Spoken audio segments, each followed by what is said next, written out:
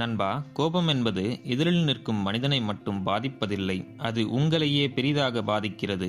புத்தர் கூறுகிறார், கோபமாக இருக்கும் மனிதன் தன் கைகளில் நெருப்பை வைத்துக்கொண்டு பிறர் மீது வீச நினைப்பது போல் சிந்திக்கிறார்கள். அது அவர்களையே காயப்படுத்துகிறது. அதுபோலவே கோபம் கொண்ட மனமும் காயப்படுத்துகிறது. நண்பர்களே, இந்த பதிவில் கூறப்படும் பாடங்களை கவனிப்பதன் மூலம் உங்கள் மனதில் எழும் கோபத்தை குறைத்து மகிழ்ச்சியை உருவாக்கலாம். பாடம் 1. நிகழ்காலத்தில் வாழுங்கள். நம் மனதில் கோபம் என்பது கடந்த கால வலிகளினாலே ஏற்படுகிறது. அந்த வலிகள் இருக்கும்போது நிகழ்காலத்தில் அதன் பிரதிபலிப்பே கோபமாக வருகிறது. அதனால் கடந்த காலத்தை பற்றி சிந்திக்காமல் நிகழ்காலத்தில் முழு கவனம் செலுத்த வேண்டும். இதை ஆங்கிலத்தில் மைண்ட்ஃபுல்னஸ் என்பார்கள். இந்த முறையில் கடந்த காலத்தை எண்ணி வருந்தாமல், எதிர்காலத்தை கண்டு பயப்படாமல் நிகழ்காலத்தில் முழுமையாக வாழ உதவுகிறது. பாடம் 2. நடப்பவற்றை ஏற்றுக்கொள்ளுங்கள். நண்பா, நம் மனதில் கோபம் என்பது நடப்பவைகளை எதிர்ப்பதன் மூலமே நிகழ்கிறது. உங்களால் நடப்பவைகளை மாற்ற முடிந்தால் மாற்ற நினைக்கலாம். ஆனால் மாற்ற முடியாத சமயங்களில் உங்களை நீங்களே வருத்திக் கொள்ளாமல் நடப்பவைகளை அப்படியே ஏற்றுக்கொள்ளுங்கள். அது உங்கள் மன அழுத்தத்தை குறைக்கும். மேலும் நேர்ந்த தவறை சரி செய்து கொள்வதற்கு உங்களுக்கு தேவையான தெளிவையும் தன்னம்பிக்கை உணர்வையும் தரும். தியானம் ஒரு சக்தி வாய்ந்த பயிற்சி. இது தொடர்ந்து செய்வதன் மூலம் உங்கள் மனம் அமைதியடைந்து ஒரு மகிழ்ச்சியான வாழ்க்கையை வாழ வழிவகுக்கும். பாடம் 3. சரியான பேச்சு. நண்பா, கோபம் அதிகமாக ஏற்படும் சமயங்களில் சிந்தித்து பார்த்தால் நமது பேச்சிலும் தவறு அதிகமாக இருந்திருக்கும். நம் பேச்சு கடுமையானதாக இருந்ததால் கூட எதிரில் இருக்கும் மனிதர் கோபம் கொண்டு இருக்கலாம். அதன் பிரதிபலிப்பாக உங்களுக்கும் கோபம் ஏற்பட்டிருக்கலாம். அதனால் பேசுவதற்கு முன் பலமுறை சிந்தித்து சரியான விஷயங்களையே பேச வேண்டும். மற்றவர்களுக்கு நன்மை ஏற்படுத்தும் ஒரு பேச்சு சிறந்த பேச்சாக கருதப்படும். பாடம் 4. உங்களுடன் நீங்கள் அன்பாக நடந்து கொள்ளுங்கள். நண்பா, நீங்கள் மற்றவர்களிடம் அன்பாக நடந்து கொள்ள வேண்டும். அதேபோல் உங்களிடமும் நீங்கள் அன்பாக நடந்து கொள்ள வேண்டும்.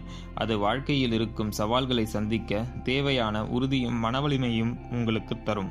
பாடம் 5. மன்னிக்க பழகுங்கள். தவறை மன்னிக்க பழக வேண்டும். அது உடனடியாக உங்கள் மனதில் உள்ள கோபத்தை விடுவித்து மன அழுத்தத்தை குறைக்கும். எதிரில் உள்ள மனிதனின் தவறை பணிவாக அவர்களுக்கு சுட்டிக்காட்டிவிட்டு அவரை மன்னித்து விட வேண்டும். கோபம் காணாமல் போகும். அந்த கோபத்தை மனதில் வைத்து கொண்டால் அது தேவையற்ற மன வருத்தத்தை உங்களுக்கு தந்து அது உங்களையே தண்டிக்கிறது. மாறாக அவர்களை மன்னித்து விட்டால் உங்கள் மனதிலிருந்த அந்த மன வருத்தம் விடுவிக்கப்பட்டு உங்களுக்கு ஒரு மகிழ்ச்சியான வாழ்க்கை ஏற்பட வாய்ப்புள்ளது. பாடம் 6. பற்றுகளை கைவிடுங்கள். நாம் இந்த உலக வாழ்க்கையில் அதிக பற்றுடன் இருப்பதால் நாம் நினைத்தவாறு நிகழாத போது நம் மனதிற்குள் கோபம் ஏற்படுகிறது.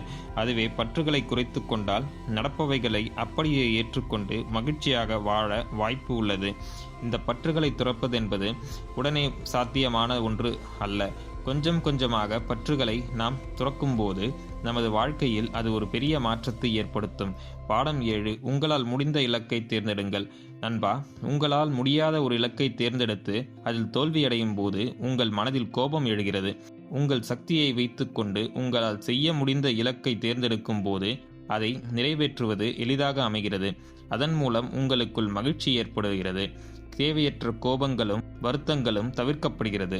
பாடம் 8. மாற்றம் ஒன்றே நிலையானது. நண்பா, இதை நீங்கள் உணர வேண்டும். மாற்றம் என்பது நிலையான ஒன்று. இந்த உலகம் எப்பொழுதும் மாறிக்கொண்டே இருக்கிறது. அந்த மாற்றத்தை நீங்கள் எதிர்க்கும் போதே உங்கள் மனதில் கோபம் எழுகிறது.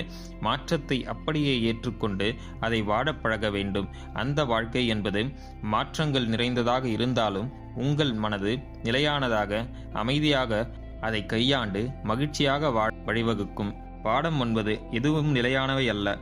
நண்பா, இந்த உலகத்தில் எதுவும் நிலையானதல்ல. எல்லாம் ஒரு நாள் போகத்தான் போகிறது. எனவே இன்று உங்களிடம் இருக்கும் செல்வங்களினால் கர்வம் கொண்டு மற்றவர்களை காயப்படுத்தாமல் இதுவும் நிலையானது அல்ல என்று உணர்ந்து மற்றவர்களிடம் அன்பாகவும் மற்றவர்களுக்கு உதவி செய்தும் வாழ வேண்டும். பாடம் 10. போனால் போகட்டும் என்று விடுங்கள். நண்பா, நடப்பவைகளை நம்மால் மாற்ற முடியாது. அதனால் இந்த உலகில் நிகழ்ந்தவை எல்லாம் போனால் போகட்டும் என்று விட்டுவிட வேண்டும். எல்லா சமயங்களிலும் அப்படி செய்ய கூறவில்லை. ஆனால் ஒரு இடத்தில் உங்கள் கட்டுப்பாட்டையும் மீறி ஒரு விஷயம் நடக்கிறது என்றால் அதை போனால் போகட்டும் என்று விட்டுவிடுவதே சிறந்தது. அதை எண்ணி வருந்தி கோபம் கொண்டால் உங்கள் மனதிற்கே அது மன அழுத்தத்தை தருகிறது. எனவே நிகழ்ந்தவையை அப்படியே விட்டுவிட்டு போனால் போகட்டும் என்று விட்டுவிட்டு அடுத்தது என்ன என்று பார்த்து செல்ல வேண்டும். நண்பர்களே, மேற்கூறிய விஷயங்கள் உங்கள் வாழ்க்கைக்கு உபயோகமாக இருந்திருக்கும் என்று நான் நம்புகிறேன். இந்த வீடியோ உங்களுக்கு பிடித்திருந்தால் லைக் பண்ணுங்கள், உங்கள் ஃப்ரெண்ட்ஸ் அண்ட் ஃபேமிலிக்கு ஷேர் பண்ணுங்கள். நமது சேனலை இன்னும் நீங்கள் சப்ஸ்கிரைப் பண்ணலன்னா சப்ஸ்கிரைப் பண்ணிக்கோங்க.